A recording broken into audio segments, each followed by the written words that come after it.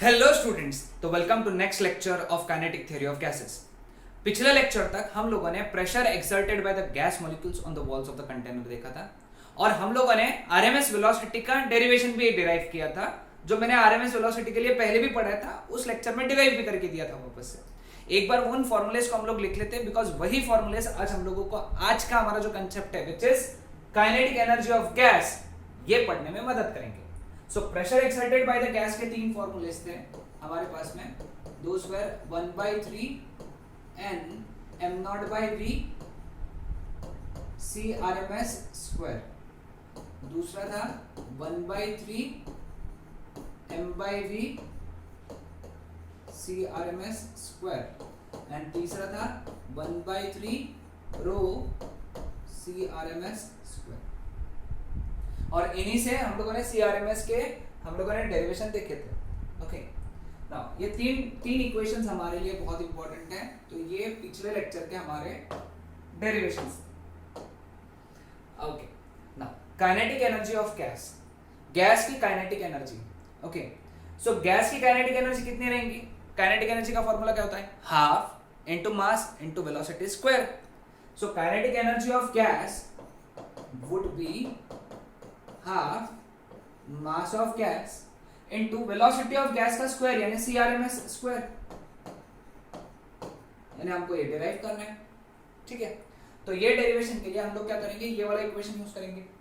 3PV उधर 3 उधर चल जाएगा, V भी उधर चल जाएगा, तो क्या बन जाएगा 3PV is equal to m CRMS square. दोनों साइड हाफ से मल्टीप्लाई कर देंगे, पहले इसको लिखेंगे half m CRMS square that is equal to 3/2 PV। But what is half m CRMS square? Kinetic energy of gas. So here comes your first formula that kinetic energy of gas is equal to 3/2 PV।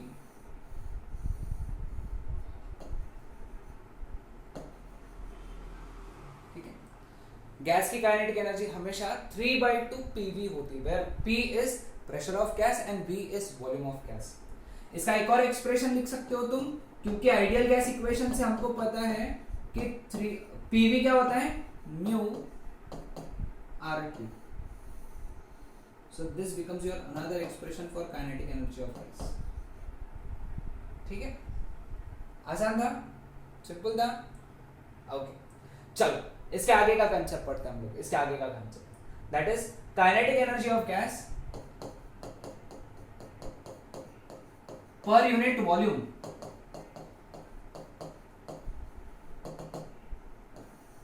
Maharashtra board के 12th board exam के लिए बहुत ज्यादा important है ये formulas. इसका मतलब JEE NEET के लिए इंपॉर्टेंट नहीं, ऐसा नहीं है, वहां भी इंपॉर्टेंट है, लेकिन खास करके बोर्ड्स में तो बहुत ज्यादा इंपॉर्टेंट है। तो काइनेटिक एनर्जी पर unit volume can be written as kinetic energy of gas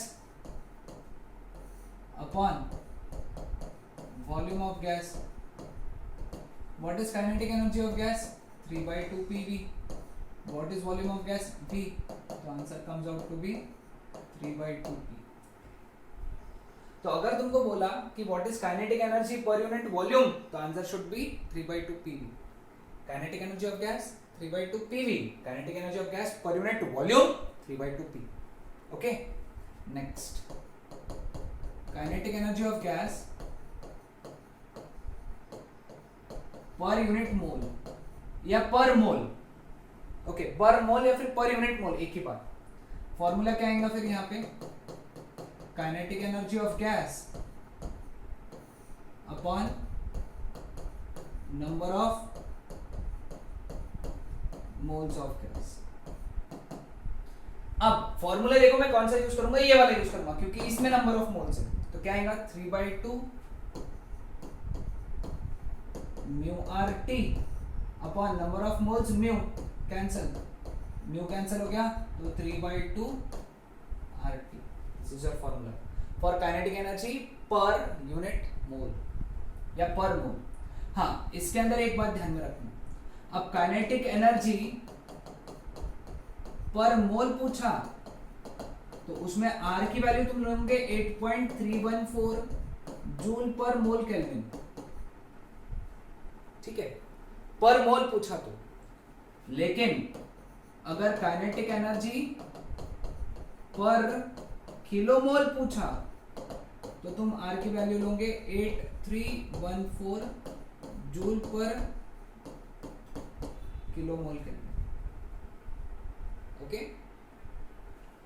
तो ये एक हो गया ना। Kinetic energy of gas per unit mass है ना, तो इसका फॉर्मूला क्या है? Kinetic energy of gas upon mass of gas. What is kinetic energy of gas? 3/2 mu RT upon what is mass of gas? Small m. Small m लिया था ना mass of gas. Notations में वही वाले use कर रहा हूँ जो मैंने प्रेशर डेरिवेशन के इक्वेशन में यूज किए थे। ओके, प्रेशर के डेरिवेशन में यूज किए थे। अब देखो म्यू बाई एम कितना रहेगा, हम लोग पहले निकालेंगे। म्यू का वैल्यू कितना है? Mass upon molar mass, mass upon molar mass, ये इधर आ गया। तो what is mu by small M?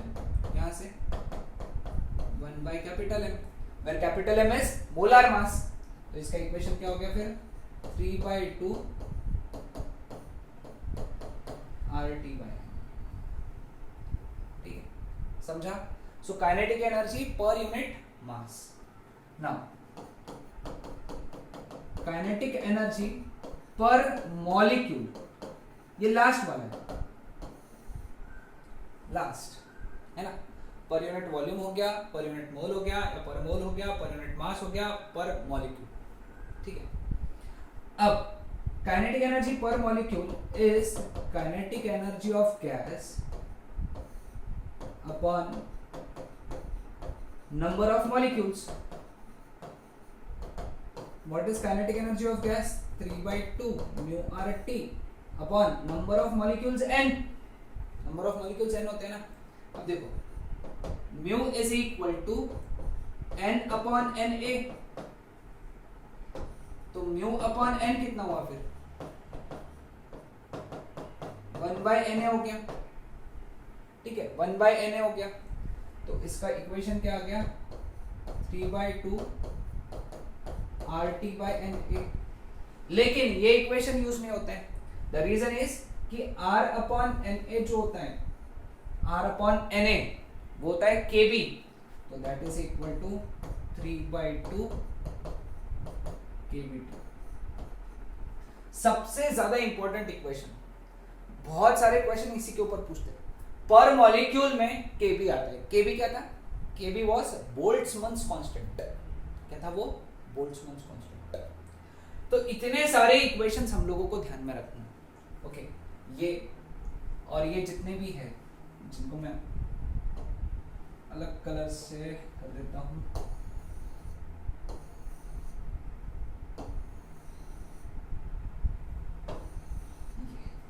चार और ये 2, ठीक है, समझ में आया सबको? कितना आसान था ना, सिंपल सिंपल चलते जाना है।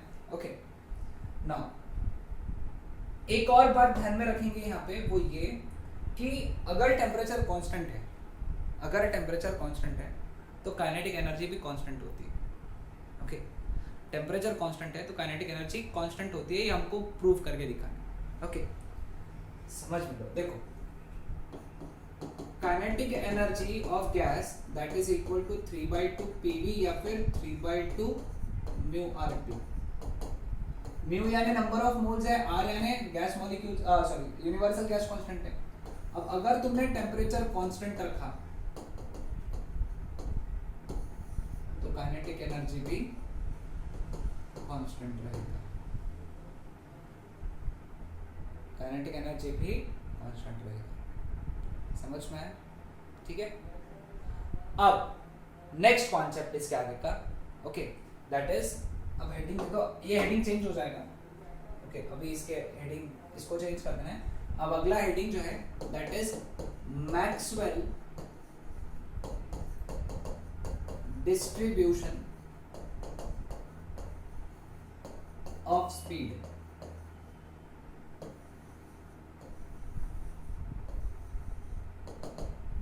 Maxwell distribution of speed. Okay, Maxwell ने क्या किया, स्पीड को डिस्ट्रीब्यूट किया। अब ये सर आपने तो ऐसे ही बता दिया है ना, बहुत आसानी से समझाऊंगा, देखो ध्यान दो, सभी लोग ध्यान दो। ओके, अब मैक्सवेल ने क्या किया, स्टडी किया, गैसेस के बिहेवियर को स्टडी किया, और उसने देखा कि स्पीड में और मॉलिक्यूल्स में, नंबर ऑफ मॉलिक्यूल्स में कुछ रिलेशन बन रहा है क्या। ओके, देखो उसने क्या किया, उसका एक्सपेरिमेंट में समझाता हूँ। एक इमेजिन करो, मैक्सवेल ऐसा रूम में गया, रूम में बहुत सारे मॉलिक्यूल्स थे। ओके, रूम में बहुत सारे मॉलिक्यूल्स थे। उसने क्या बोला, ऐसा इमेजिन करो कि जो जो मॉलिक्यूल जिनकी स्पीड 0 to 5 मीटर पर सेकेंड है, वो ये कोने में आ जाओ, ये कॉर्नर में आ जाओ। कुछ मॉलिक्यूल्स ये कॉर्नर में आ गया। फिर उसने बोला जिनकी स्पीड 5 to 10 मीटर पर सेकेंड है, वो कॉर्नर में चले जाओ। फिर कुछ मॉलिक्यूल्स जमा हो गए। फिर उसने बोला कि जिनकी स्पीड 10 to 15 है, वो इस कॉर्नर में आ जाओ। 15 to 20 वाले वो कॉर्नर में चले जाओ। 20 to 25 वाले इस कॉर्नर में आ जाओ। 25 to 30 वाले इस कॉर्नर में आ जाओ। यानी उसने क्या किया, सभी मॉलिक्यूल्स को डिस्ट्रीब्यूट किया। क्या किया, डिस्ट्रीब्यूट किया, और डिस्ट्रीब्यूशन का बेसिस था स्पीड और velocity. Okay, so Maxwell distributed number of molecules. Maxwell ने क्या किया, नंबर ऑफ मॉलिक्यूल्स को डिस्ट्रीब्यूट किया on the basis of speed, on the basis of speed, speed के बेसिस पे उसने डिस्ट्रीब्यूट किया। ओके, और ये डिस्ट्रीब्यूशन वैसा ही था जैसे टेस्ट के मार्क्स आते हैं क्लास के अंदर। सभी को मालूम है ना, सभी जो टेस्ट होती है स्कूल में वगैरह, कॉलेजेस में, है ना, स्कूल के तो टेस्ट सबको याद होंगे ना। स्कूल में क्या होता था, टेस्ट में बहुत कम जनता टॉपर रहती थी, बहुत कम जनता लो मार्क में रहती थी, क्लास की बहुत सारी जनता बीच में रहती थी, बीच के मार्क्स में रहती थी। Okay, except for physics and maths, है ना। फिजिक्स मैथ में सर सभी लोअर में रहते थे, हायर में कुछ ही रहते थे, ऐसा नहीं। नॉर्मल डिस्ट्रीब्यूशन कैसा होता था मार्क्स का, कि टॉपर्स कम है, बॉटम वाले कम है, पूरी मतलब बहुत सारी जनता बीच में है, बीच के मार्क्स में, एवरेज मार्क्स में है ना। वैसा ही डिस्ट्रीब्यूशन मिला उसको, मैक्सवेल को। उसने स्टडी किया, एक्सपेरिमेंट्स किया, और उसके डिस्ट्रीब्यूशन का ग्राफ था, उसने जो डिस्ट्रीब्यूशन का ग्राफ बनाया वो velocity versus number of molecules, जिसको अपन ने n ऑफ v से लिखा। n of v, n was number of molecules, n of v इसको पढ़ा कैसा, n ऑफ v, या n as a function of v, यानी velocity, number of molecules as a function of velocity। उसने ये किया, ऐसा उसने y एक्सिस पे प्लॉट किया इसको, और वेलोसिटी को x एक्सिस पे। तो उसको जो ग्राफ दिखा वो ऐसा ग्राफ दिखा, ऐसा। ओके, ये एकदम कम स्पीड थी, कम स्पीड पे बहुत कम मॉलिक्यूल्स थे। ओके, कम स्पीड वाले या जीरो स्पीड वाले बहुत कम या जीरो मॉलिक्यूल्स थे, ज्यादा स्पीड वाले भी बहुत कम मॉलिक्यूल्स थे, सारी की सारी जनता बीच में भरी पड़ी थी। ओके, तो ये जो स्पीड थी, इतनी जो स्पीड थी, ओके ठीक है, ये एक लाइन हटाना पड़ेगा, दो मिनट।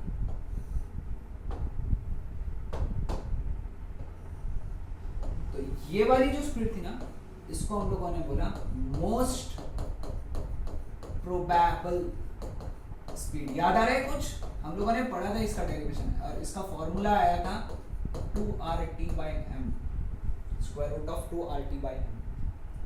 सबसे ज्यादा नंबर ऑफ मॉलिक्यूल्स की ये स्पीड थी, ये वाली speed. Okay, clear with this? हाँ, अगर इस कर्व के नीचे का एरिया निकाला है ना, हम लोगों ने एरिया अंडर कर्व निकाला, तो हमको मिला total number of molecules of gas. ये याद रखना है एमसीक्यू के लिए। मैक्सवेल डिस्ट्रीब्यूशन का जो कर्व है ना, उसके नीचे का जब तुम एरिया निकाल लोगे, एरिया यानी ये पूरा ऐसा, ये पूरा एरिया मैथमेटिक्स से निकालते हैं उसको हम लोग, मैथमेटिक्स में इंटीग्रल्स यूज करके निकालते हैं, ठीक है, वो हमको लेना देना नहीं, हमको सिर्फ याद रखना है कि टोटल नंबर ऑफ मॉलिक्यूल्स मिलते हैं गैस में, ठीक है। अब हमको अगर पता करना है कि V2 V प्लस dV ये स्पीड रेंज में कितने मॉलिक्यूल्स हैं, तो उसके लिए क्या करना पड़ेगा, तुमको एक स्पीड लेना पड़ेगा V और दूसरा लेना पड़ेगा V प्लस dV और वहां से ऊपर ऐसे लाइन डालना पड़ेगा। फिर इतने पार्ट का तुमको क्या करना पड़ेगा, एरिया निकालना पड़ेगा। ओके, वो पट्टी जो रहेगी उस पट्टी का एरिया निकालो तो तुमको क्या मिलेगा, number of molecules having speed from V to V plus dV, यानी V से V प्लस dV ये रेंज में कितने मॉलिक्यूल्स हैं हमको इस पट्टी के एरिया से मिलेंगे। Clear with this? तो मैक्सवेल का कांसेप्ट समझा, मैक्सवेल का डिस्ट्रीब्यूशन समझ में आया। उसका क्या बोलना था कि कम स्पीड वाले भी बहुत कम मॉलिक्यूल्स हैं, ज्यादा स्पीड वाले भी बहुत कम मॉलिक्यूल्स हैं, सारी की सारी जनता बीच में भरी पड़ी है। सारे के सारे मॉलिक्यूल्स जिनकी स्पीड ज्यादा है, मीडियम रेंज के हैं, बहुत सारे मॉलिक्यूल्स ऐसे बीच में। Clear with this? ये पॉइंट याद रखना, एरिया अंडर कर्व यानी नंबर ऑफ मॉलिक्यूल्स मिल रहा है हमको गैस के। और मोस्ट प्रोबेबल स्पीड का फॉर्मूला मैंने पहले ही दिया था, ये मैक्सवेल ने डिराइव करके आया था, डेरिवेशन हमारे सिलेबस में नहीं है, हमको सिर्फ फॉर्मूला याद रखना। Okay, clear with this? हाँ, इसको तुम एवरेज से कंपेयर करना, एवरेज स्पीड से कंपेयर करो और इसको आरएमएस वेलोसिटी से कंपेयर करो या फिर आरएमएस स्पीड से कंपेयर करो, कंपैरिजन कर लेना। मैंने तो वैसे वो लेक्चर में बताया था कि कंपैरिजन क्या है, कौन बड़ा है कौन छोटा है, ये बात ध्यान में होना चाहिए।